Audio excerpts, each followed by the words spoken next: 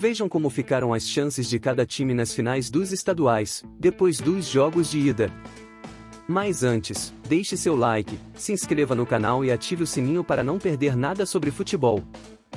Pelo Campeonato Carioca, o Nova Iguaçu perdeu para o Flamengo por 3-0. Para ficar com o título precisa vencer por diferença de 4 gols. Se vencer por diferença de 3, a decisão vai para os pênaltis. O Flamengo fica com o título se perder até por 2 gols de diferença. Pelo Campeonato Paulista, na Vila Belmiro, o Santos venceu o Palmeiras por 1-0. Agora o Santos precisa apenas de um empate no próximo jogo para ser campeão.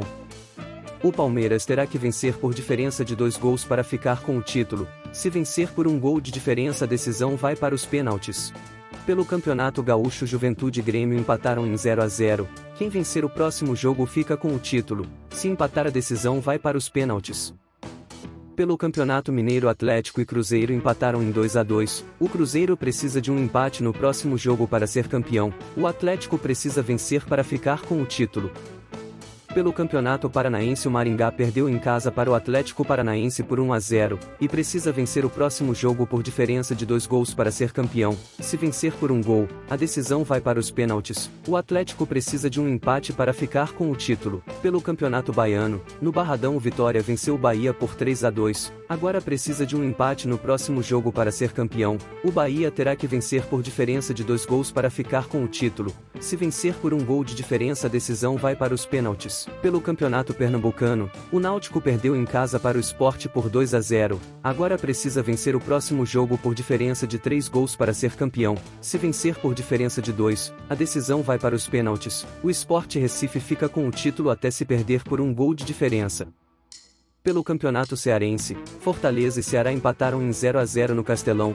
Quem vencer o próximo jogo fica com o título. Se houver empate, a decisão vai para os pênaltis.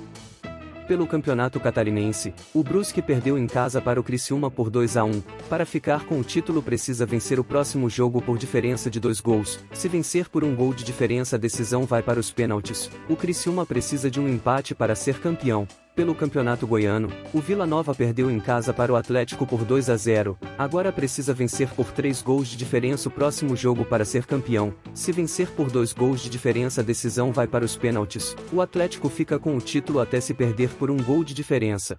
Pelo Campeonato Alagoano, o Asa perdeu em casa para o CRB por 1-0. Agora precisa vencer o próximo jogo por diferença de 2 gols para ser campeão. Se vencer por 1 gol de diferença, a decisão vai para os pênaltis. O CRB precisa de um empate para ser campeão.